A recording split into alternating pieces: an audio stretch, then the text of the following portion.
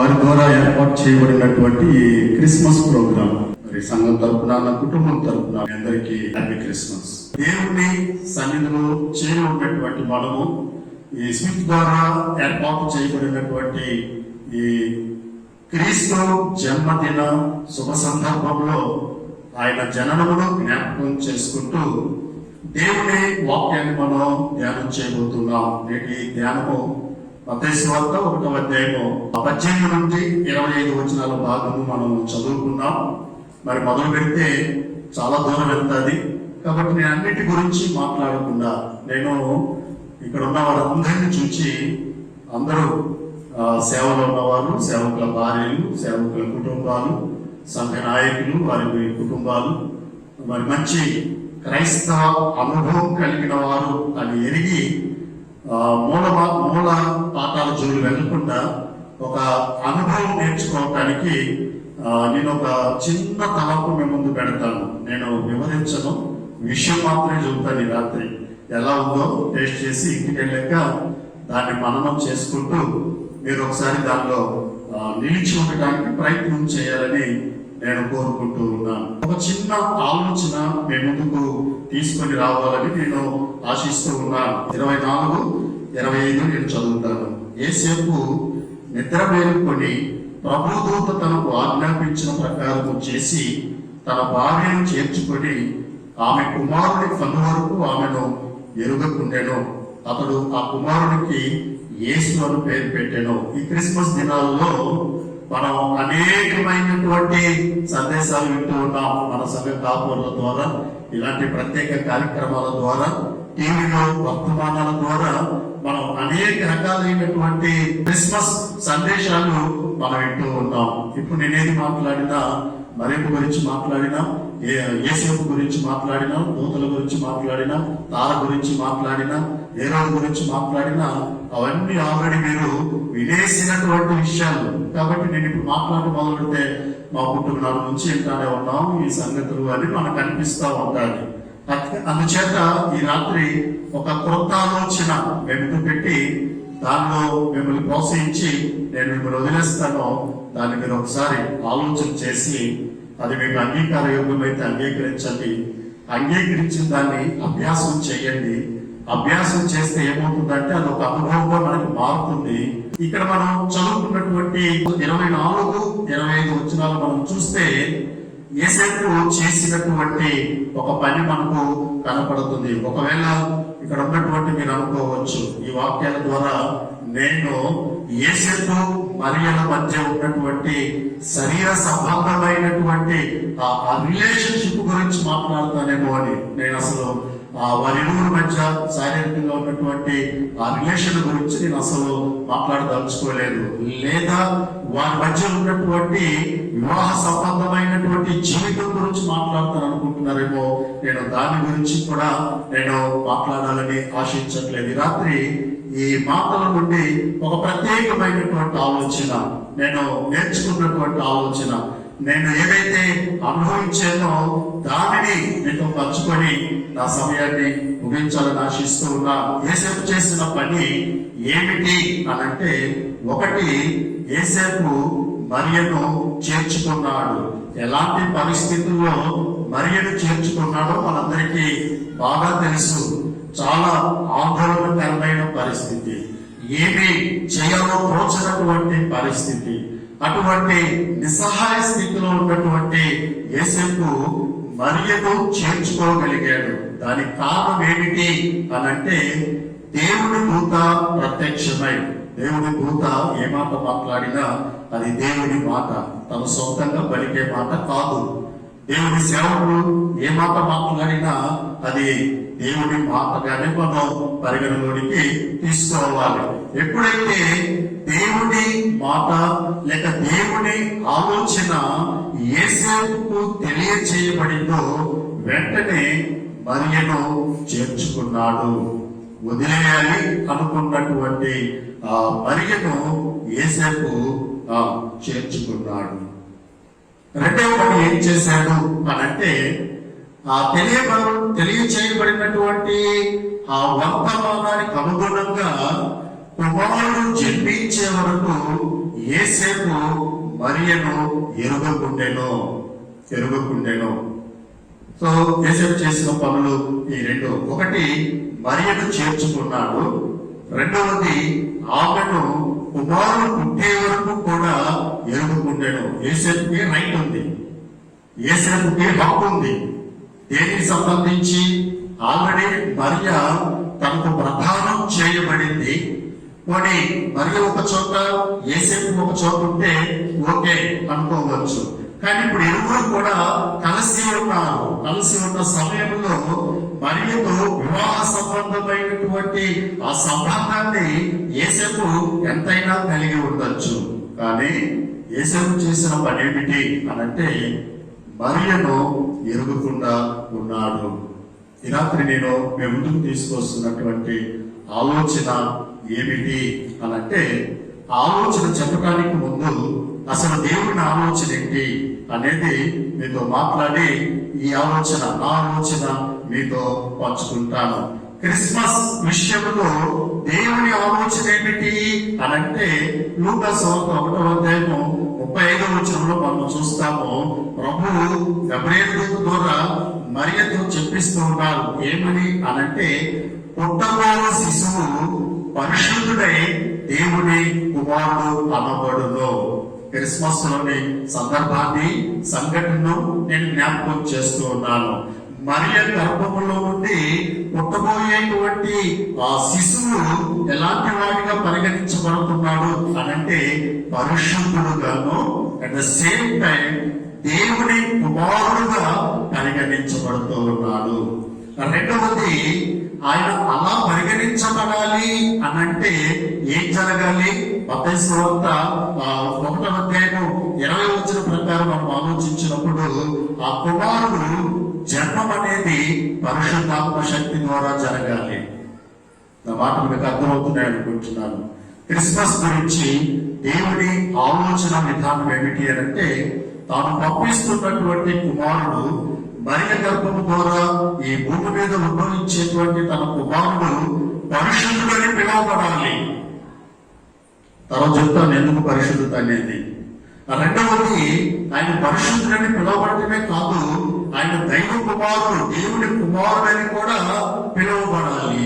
అలా పిలువబడాలి అనంటే అతని జన్మము ఎలా ఉండాలి? పరిశుద్ధాత్మ శక్తి ద్వారా జరగాలి.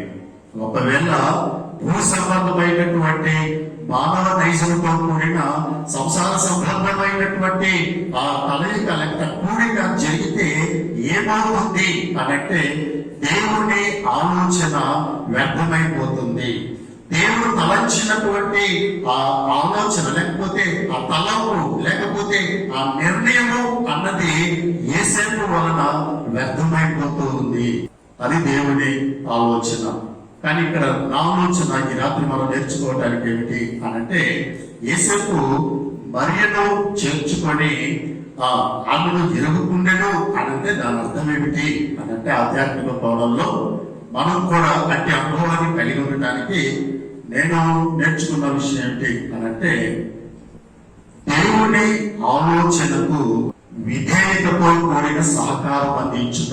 యేసేపు జీవితంలో ఈ రాత్రి మనం చూడగలుగుతున్న అతి శ్రేష్టమైనటువంటి అనుభవం, ప్రస్తుత దినాలలో దేవుని సేవకులలో కానీ విశ్వాసమని అనుకునేటువంటి వ్యక్తులలో కానీ సంఘస్థులలో కానీ తప్పనిసరిగా ఉండాల్సినటువంటి మొట్టమొదటి అనుభవం ఏమిటి అనంటే, దేవుడు ఏ ఆలోచన అయితే కలిగి ఉన్నారో ఆయన ఆలోచనలు అనేక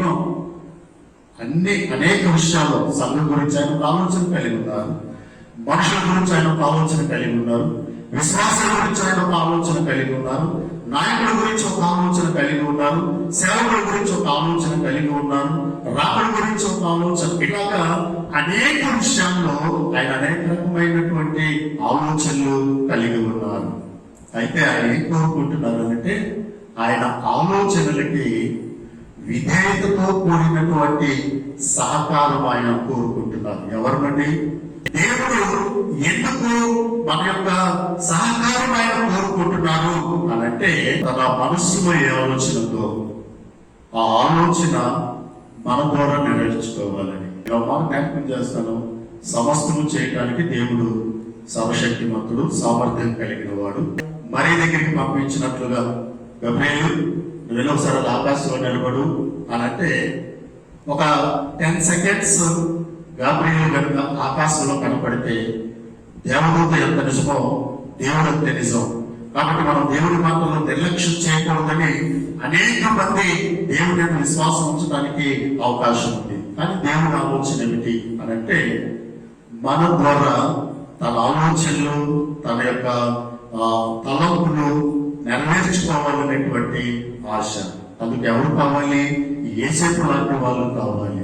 యేసేపులో ఉన్నటువంటి ఈ గొప్ప అనుభవం, విధేయతతో కూడినటువంటి సహకారం అందించేటువంటి వ్యక్తులు దేవుడికి కావాలి. దేవుడికి మనం సహకారులుగా ఉండాలి. అందుకనే యోహాను భక్తుడు, ప్రేమ అపోస్తలుడైన యోహాను తన పత్రికను రాస్తూ 3వ పత్రికలో ఒక అధ్యాయం ఉంటది. అందులో 8వ వచనంలో ఏమని చెబుతూ ఉన్నారు అనంటే మనము సత్యమునకు సహకారులుగా ఉండాలి. మరి సత్యం అంటే ఏమిటి? అదే యోహాను అంటారు సువార్త 17వ అధ్యాయంలో సత్యము, ఈ వాక్యమే సత్యము. వాక్యం అంటే ఏమిటి? అదే యోహాను తన సువార్తలో 1వ అధ్యాయం అంటున్నారు వాక్యమే దేవుడు, దేవుడే వాక్యము. ఇప్పుడు వాక్యం అన్నా దేవుడైనా మనం ఒకటిగానే పరిగణించాలి. సత్యము, దేవుడు సత్యవంతుడు. కాబట్టి సత్యానికి మనము సహకారులుగా ఉండవలసినటువంటి వారు. మన జీవితాన్ని పరిశీలన చేసుకుంటే ఎన్నో క్రిస్మస్లు చేసుకుంటున్నాం. కానీ క్రిస్మస్ లో అంతర్భాగమైనటువంటి ఆలోచన మన జీవితంలో ఇంతవరకు మనం కలిగి లేము. పిల్లల జాగ్రత్తగా గమనించండి.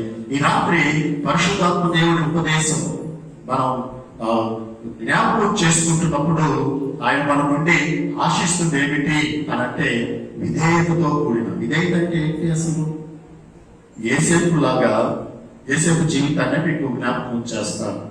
విధేయతలో ఏమేమి ఉన్నాయి అని అంటే ఒకటి వినడం ఉంది. యేసేపు విన్నాడు. దేవుని పక్షంగా గబ్రియేలు దూత ద్వారా అందించబడినటువంటి వర్తమానాన్ని యేసేపు విన్నాడు. విన్న దానిని క్రియలో చేస్తూ ఉన్నాడు. మనం ఏదైతే వింటూ ఉంటామో, ఏ వాక్యమైతే మనల్ని దర్శిస్తూ ఉన్నదో ఆ వాక్యాన్ని క్రియాత్మకంగా చూపించాలి. వినటం అంటే విన్నదానిని క్రియలలో చూపించాలి. ఎప్పుడైతే ఈ క్రియ జరుగుతుందో ఆ క్రియను బట్టి మనకెవరైతే చెప్పారో ఆ యజమాని ఆనందించాలి. అది విధేయత అంటే. మళ్ళీ చెప్తాను, జాగ్రత్త వినండి. విధేయత అంటే ముందు వినాలి, విన్నదానిని క్రియలో కనపరచాలి. ఆ క్రియ చేయడం ద్వారా నీకు పని అప్పగించిన యజమాని ఆనందించాలి. పరిపూర్ణంగా, కొంచెం ఆనందం కాదు, పరిపూర్ణంగా ఆనందించాలి. యేసేపు దూత ద్వారా చెప్పబడినటువంటి ఆ సందేశం విన్నాడు, దానిని క్రియలో చేశాడు. ఎలాగా? మరియను చేర్చుకున్నాడు. క్రియ, చేర్చుకోవడం అనేది క్రియ. మరియను చేర్చుకున్నాడు. దానిని బట్టి దేవుడు ఎంతో ఆనందించారు. లేక ఆనంద భరితులై ఆయన ఊపి తప్పిపోయి ఉంటారు. చెప్పిన మాట విన్నాడు, చెప్పింది చెప్పినట్టు కూర్చొ తప్పకుండా చేశాడు. సొంత ఆలోచన గాని, లేకపోతే సొంత తలంపు గాని, లేకపోతే తనకొచ్చినటువంటి ఒక కొత్త ప్రణాళిక గాని నా మాటలో చేర్చకుండా నేనేం చెప్పానో దానికి తూచా తప్పకుండా అలాగే చేశాడు అని దేవుడు ఎంతో ఆనందభరితుడై ఉండి ఉంటారు కదా. వీళ్ళని జాగ్రత్తగా గమనించండి. యేసేపులోని విధేయతతో కూడిన సహకారము. ఓకే, ఆ కుమారుడు పుట్టే వరకు మరియతో నేను ఉంటాను కానీ ఆమెను నేను ఉంటాను. ఎంత స్ట్రాంగ్ డెసిషన్ చూడండి. దేవుని పని కొరకు లేక దేవుని ఆలోచన కొరకు మన జీవితాలు సహకరించేదిగా ఉండాలి. ఒక లైట్ రోడ్డు మీద వచ్చిపోయే వాళ్ళందరికీ కనపడాలి అంటే దానికి ఒక సపోర్ట్ కావాలి. ఏమిటది? పోల్ లేకపోతే లైట్ అందరికి కనపడుద్దా? కనపడదు. అలాంటి సహకారం చూడండి. పాత నిబంధన చరిత్రలో మనం చూస్తే మోషే ఆ అమాలేకులతో యుద్ధం చేసేటప్పుడు ఏం జరుగుతుంది? మోషే చేతులు దించితే ఇశ్రాయేలు ఓడిపోతున్నారు. ఎత్తుతుంటే గెలుస్తున్నారు. మోషే మానవుడే, మనలాంటోడే, మనకంటే గొప్పడే కాదు. మానవ సహజమైనటువంటి శరీర బలహీనతలు ఉంటూ ఉంటాయి. అటువంటి సహకారము ఎక్కడైతే సిన్సియర్ గా మనము దేవుడికి సహకరిస్తామో దేవుని ఆలోచనలు నెరవేర్చబడతాయి, దేవుని తలపులు నెరవేర్చబడతాయి. దేవుడు ఏమైతే చేయాలనుకుంటున్నామో ఆ కార్యము పరిపూర్ణంగా నెరవేర్చబడుతుంది. మరి ఇక్కడ బాగుంది, నేను చెప్పిన మీరు అంగీకరించి ఉండొచ్చు. ఏంటిదని? దేవుని ఆలోచనకు మనము సహకరించే వారిగా ఉండాలి. మంచిదే, పదవి పోదాం అని వెళ్ళిపోతే మనం సగం మాత్రమే తెలుసుకొని ఉన్నవారు, పరిపూర్ణత రాలేదు మనకి. మన దేవునికి సహకరించే వారంగా ఉండాలి అని అంటే అసలు దేవుని ఆలోచన మనం ఎదుర్కొంటాలి. దేవుని ఆలోచన ఎరగకుండా దేవునికి మనం సహకరించడం అనేది అసాధ్యం. కాబట్టి ఇప్పుడు మనం ఏం చేయాలి అని అంటే దేవుని ఆలోచన ఏంటో మనం ఎరగాలి. దేవుని ఆలోచన మనం తెలుసుకోగలిగి ఉండాలి. ఎలా తెలుస్తుంది దేవుని ఆలోచన? దేవుడు ఏమన్నా ఉత్తరం రాస్తాడా? లేకపోతే దేవుడు టెలిగ్రామ్ ఇస్తాడా? లేకపోతే ఏనే దగ్గరికి పంపించినట్లుగా దేవుడు ఏమైనా కాపుని పంపించింది వెళ్ళి చెప్పడం వాడికి అని అంటారా? దేవుడి ఆలోచన మనకి ఎలా తెలుస్తుందంటే దేవుడి హృదయము అక్షరబద్ధం చేయబడిన ఈ పరిశుద్ధ లేఖనములలో లిఖించబడి ఉన్నాయి దేవుని ఆలోచనలు, దేవుని ఉద్దేశాలు, దేవుని తలపులు. అవి సేవకుల ద్వారా బహిర్గతపరచబడుతూ ఉన్నప్పుడు అవి మనం గ్రహించగలిగి ఉండాలి, వాటిని మనం తెలుసుకోగలిగి ఉండాలి. ఈ రాత్రి నేను క్రిస్మస్ ను బట్టి ఒక ఆలోచన దేవుడిని చెప్తాను. మనం క్రిస్మస్ సందర్భంలో కూడి ఉన్నాం కాబట్టి మనం ఆ మాట నేను మీకు జ్ఞాపకం చేస్తాను.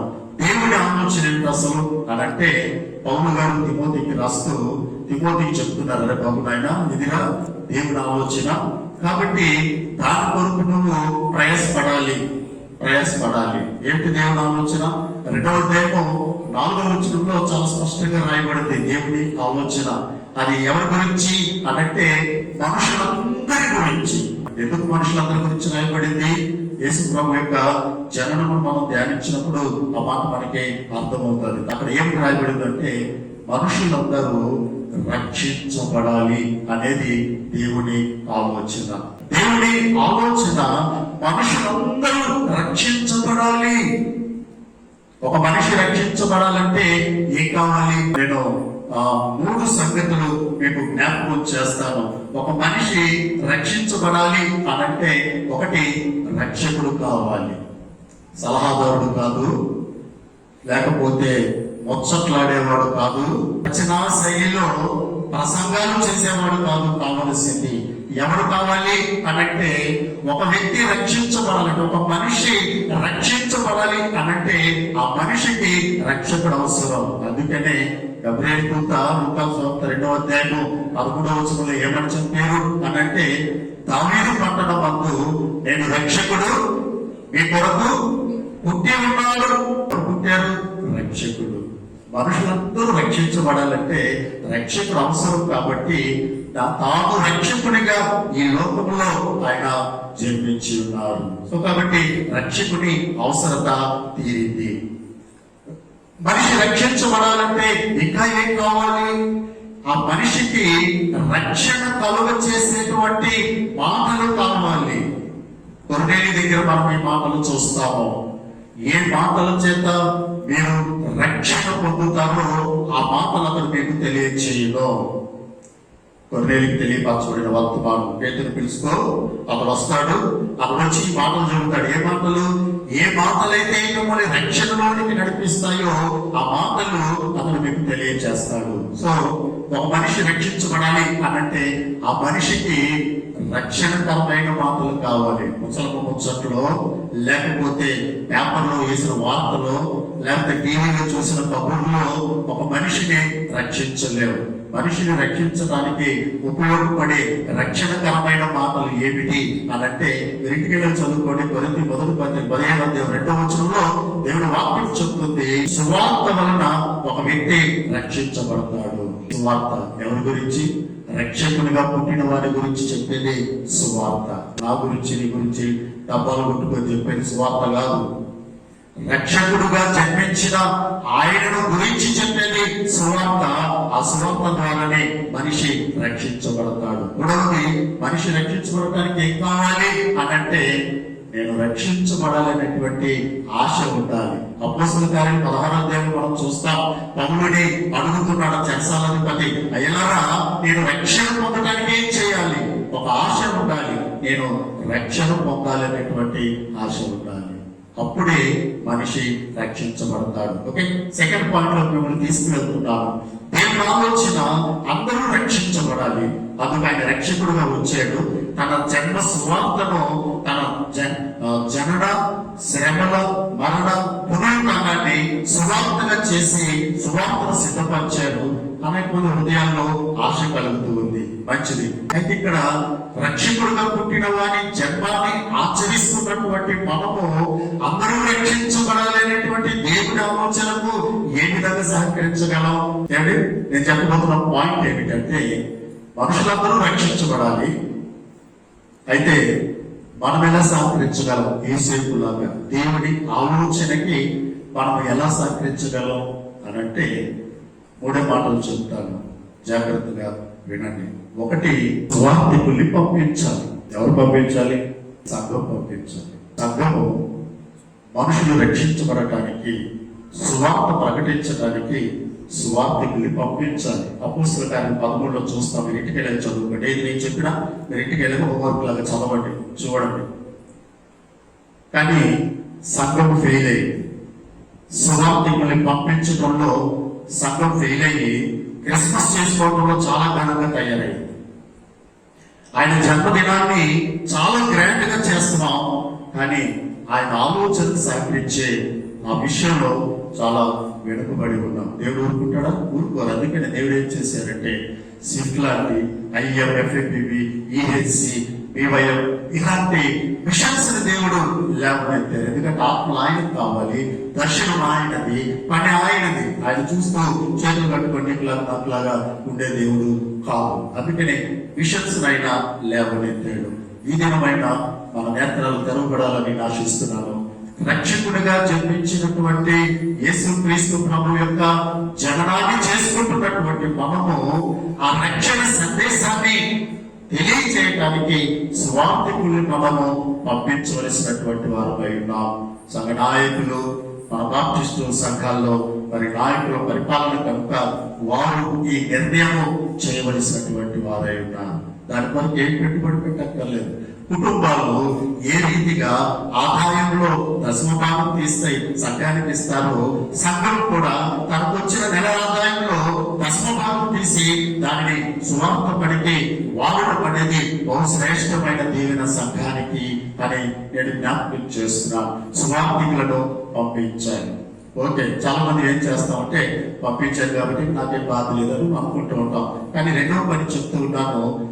ఒక వ్యక్తి రక్షించబడాలి అన్న దేవుని ఆలోచనకు నేను ఏ విధంగా తినవగలను, సహకరించగలను అనంటే నాకుగా నేను సువార్త ప్రకటించాలి. వ్యక్తిగత సువార్థికుడిగా నేను ఉండాలి. ఇదేమి పిలుపు కాదు, లేకపోతే అభిషేకం పొంది డెడికేట్ చేసుకొని ఇలా బైబిల్ పెట్టుకొని ప్రసంగాలు చేసేది కాదు. సువార్త అంటే నీ స్నేహితులతో ముచ్చటించటం, నీ ఇరుగు పొరుగు వారితో ప్రభు గురించి చెప్పటము, నువ్వు ఒక సువార్త ప్రకటించే వ్యక్తిగా ఉండాలి. నువ్వు ఎలా సహకరించగలవు అనంటే మూడవది, ఫిలిప్పీ పత్రిక రాసిన పౌలు గారు అంటారు 1వ అధ్యాయంలో, మీరు సువార్తకు తగినట్లుగా ప్రవర్తించండి. ఒక వ్యక్తి రక్షించబడాలి అన్న దేవుని ఆలోచనకు మనం ఏ విధంగా సహకరించగలం అనంటే సువార్తకు తగినట్లుగా మనం జీవించడం నేర్చుకోవాలి. ఒక మాట చెబుతాను, జాగ్రత్తగా వినండి. ప్రకటన, ప్రవర్తన, ఈ రెండిట్లో ఒక వ్యక్తిని ఏది ఎక్కువగా ప్రభావితం చేస్తుంది?